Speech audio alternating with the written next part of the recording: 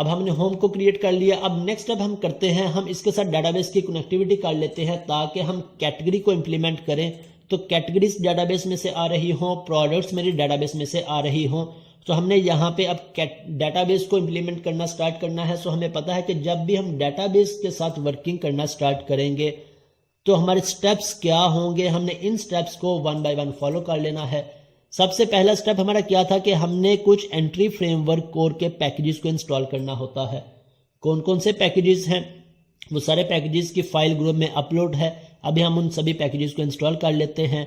Then हमने एक folder add करना है डाटा के नाम से, और इस फोल्डर के अंदर हमने अपनी कनेक्शन स्ट्रिंग को डिफाइन कर देना है। कनेक्शन स्ट्रिंग कैसे डिफाइन करेंगे, हमें पता है हम डीबी कॉन्टेक्स्ट क्लास के अंदर एक फंक्शन क्रिएट करते हैं जिससे हम ओवरराइड करते हैं किस फंक्शन को, ऑन कॉन्फ़िगर फंक्शन को, और इसमें अपनी कनेक्शन स्ट्रिंग डिफाइन कर देंगे। सो इन स्टेप्स को हम वन बाय वन इंप्लीमेंट कर लेते हैं। मैं यहाँ से जाके पहले एंट्री फ्रेमवर्क कोर के पैकेजेस को इंस्टॉल कर लेता हूँ, ब्राउज, और यहाँ से एंट्री फ्रेमवर्क कोर मैंने पैकेज सेलेक्ट किया और यहाँ से मेरी एप्लीकेशन, और मैं लेट्स से इंस्टॉल पे क्लिक कर देता हूँ। मैंने जैसे इंस्टॉल पे क्लिक किया मेरे पास एक एरर आ जाएगा। लेट्स से मैं इस पे आई एक्सेप्ट पे क्लिक कर देता हूँ, तो अब मेरे पास एक एरर आ गया। ये इम्पोर्टेंट पॉइंट है, हमने किसी भी एरर को मिस नहीं करना होता बल्कि उस एरर को अंडरस्टैंड करके इसका सोल्यूशन अपने पास रखना होता है। मेरे पास फर्स्ट एरर क्या है, package restore failed, rolling back package changes for web application. Okay, next मुझे क्या कह रहा है कि एंट्री फ्रेमवर्क कोर 6.0.1 जोन सा वर्जन मैंने यहाँ पे सिलेक्ट किया था कोर का, is not compatible with .NET core app 3.1, कि ये वर्जन मेरी एप्लीकेशन के वर्जन या .NET कोर 3.1 के साथ कंपैटिबल नहीं है। सो इसके लिए हमें क्या इंस्टॉल करना है, साथ हमें इंस्ट्रक्शन भी दी गई है कि सपोर्ट किसे करेगा, .NET 6 को। मीन्स या तो हम .NET 6 को इंस्टॉल कर लें या फिर यहाँ से अपने वर्जन को ड्रॉप कर लें, प्रीवियस वर्जन चूज कर लें।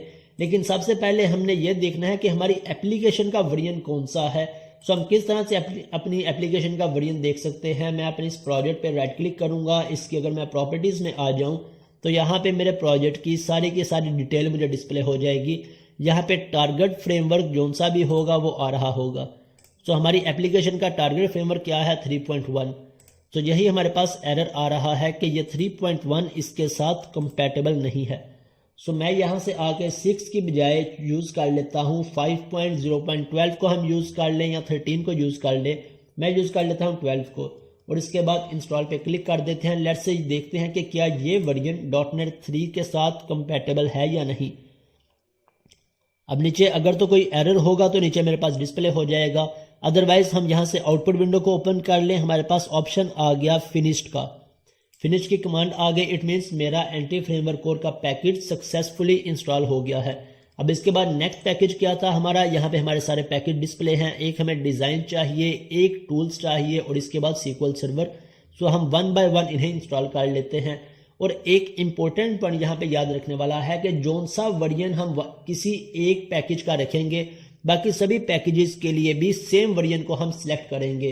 अदरवाइज इन फ्यूचर हमारी एप्लीकेशन में बहुत ज़्यादा कंपैटिबिलिटी की प्रॉब्लम्स या एरर्स आएंगे। सो मैं यहाँ से, हमने कौन सा वर्जन सिलेक्ट किया था, 5.0.12। सो मैं यहाँ से डिज़ाइन पे क्लिक करता हूँ और अगेन 5.0.12 और इंस्टॉल पे क्लिक कर देता हूँ। तो अब यहाँ से मेरे पास मेरा डिज़ाइन का पैकेज भी इंस्टॉल हो जाएगा। मुझे कैसे पता लगेगा, मैं यहाँ से आउटपुट में आ जाता हूँ और आउटपुट में मेरे पास फिनिश्ड आ गया। यहाँ एरर्स पे हम देख लें, हमारे पास कोई भी एरर नहीं आया। इसके बाद नेक्स्ट पैकेज क्या है, .tools का। सो मैं टूल्स को भी सिलेक्ट कर लेता हूँ, अगेन 5.0.12 और इंस्टॉल पे क्लिक किया। सो ये पैकेज भी मेरा इंस्टॉल हो जाएगा। सो ये हमारे पैकेजेस हैं, जब भी हमने डाटाबेस के साथ वर्किंग करनी हो हमें इन पैकेजेस को मस्ट इंस्टॉल करने की ज़रूरत होती है। अब यहाँ से अगेन मैं इस वर्जन को सिलेक्ट कर लेता हूँ और मेरे पास SQL सर्वर का पैकेज भी इंस्टॉल हो जाएगा। इसके बाद फिर नेक्स्ट स्टेप हमारा क्या होगा कि हमने DB कॉन्टेक्स्ट फाइल को क्रिएट करना है।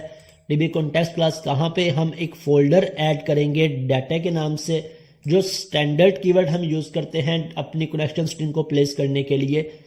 तो इस फोल्डर के अंदर हम अपनी क्लास को क्रिएट कर लेंगे। सो मैं यहाँ से आ जाता हूँ। सबसे पहले जब भी हम C# के अंदर कोई चेंजेस करें या कोई भी नया पैकेज ऐड करें तो हम अपने प्रोजेक्ट को एक दफ़ा रीबिल्ड लाजमी कर लिया करें, ताकि अगर कोई एरर हो तो हमें डिस्प्ले हो जाए, हम उसे फिक्स कर लें, अदरवाइज हम नेक्स्ट स्टेप्स को कंटिन्यू कर लें। ओके, मेरे पास कोई एरर नहीं आया, मेरे पास नीचे आ गया rebuild all 1 succeed and 0 failed, it means कोई एरर नहीं आया।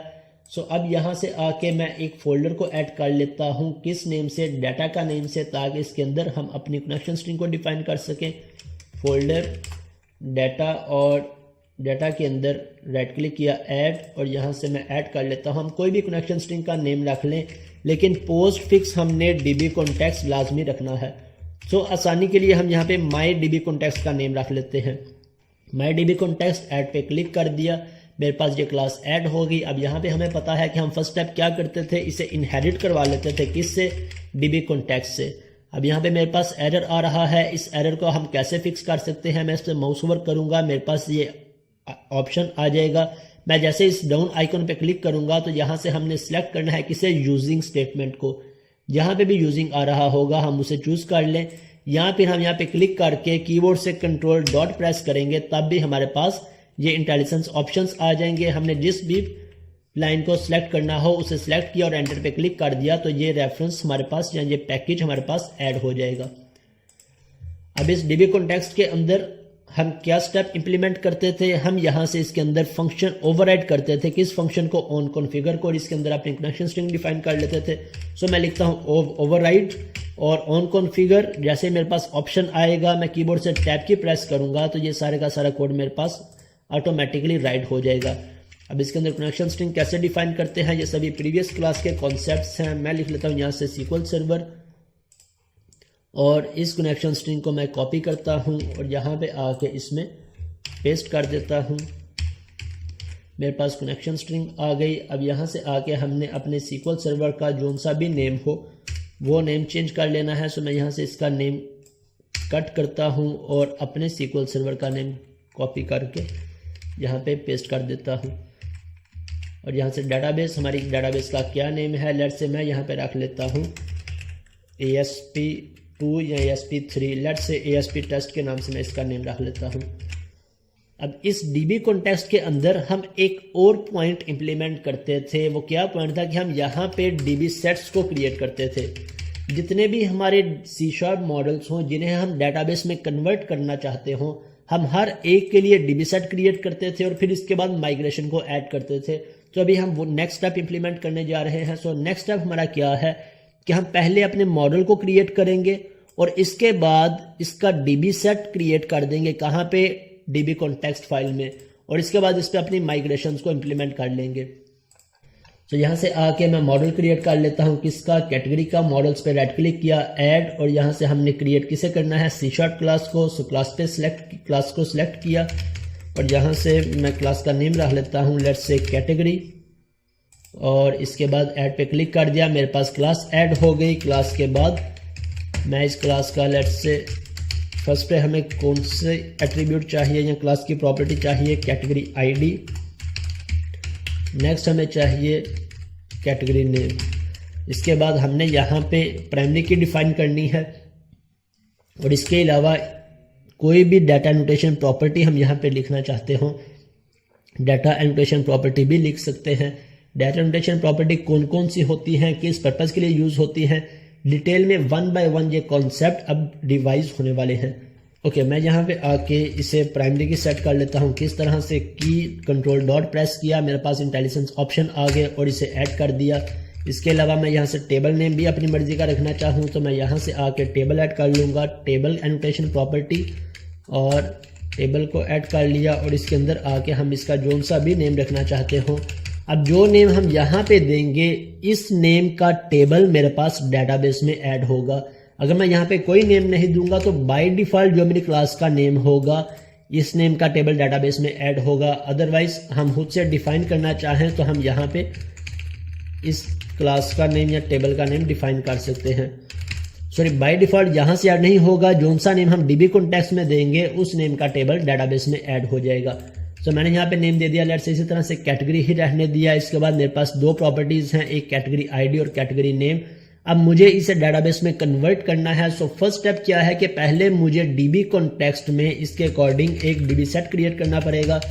डीबी सेट, और डीबी सेट के अंदर आके कैटेगरी मेरे पास ऐड नहीं है, मैं इसका रेफरेंस ऐड कर लेता हूँ। अगेन कंट्रोल डॉट प्रेस किया और यहाँ से इसका रेफरेंस ऐड कर लिया और मेरे पास डीबी सेट में ऐड हो गया। डीबी सेट में ऐड करने के बाद इसके बाद हमने इस पे माइग्रेशन ऐड कर देनी है। सो माइग्रेशन क्या करेगी कि हमारे इस क्लास को डेटाबेस के टेबल में कन्वर्ट कर देगी। सो लेट्स से चेक कर लेते हैं। यहाँ से आके मैं माइग्रेशन को ऐड करता हूँ, ऐड माइग्रेशन, कोई भी हम इसका नाम रख लें, हम इसका लेट्स से इनिशियल क्लियर नाम रख लेते हैं। और अब यहाँ पे मेरे पास माइग्रेशन फाइल ऐड हो जाएगी।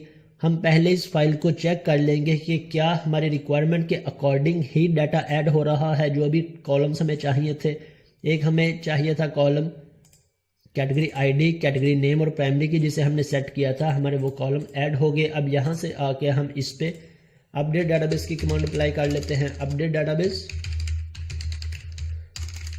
Update database. सो मेरे ये टेबल डाटाबेस के अंदर ऐड हो जाएगा। हम इसे वेरीफाई कर लेते हैं। मैं यहाँ से आके अपने डाटाबेसेस को रिफ्रेश करता हूँ। डाटाबेसेस पर राइट क्लिक किया, रिफ्रेश, और हमने किस नेम का डाटाबेस क्रिएट किया था, ASP टेस्ट के नाम से। और ASP टेस्ट को अगर मैं एक्सपेंड करता हूँ, टेबल्स का ऑप्शन, टेबल्स को एक्सपेंड करूँगा तो यहाँ पे मेरे पास मेरा टेबल आ गया। कैटेगरी, और कैटेगरी के अंदर हमने 2 कॉलम्स डिफाइन किए थे, एक कैटेगरी ID और एक नेम का।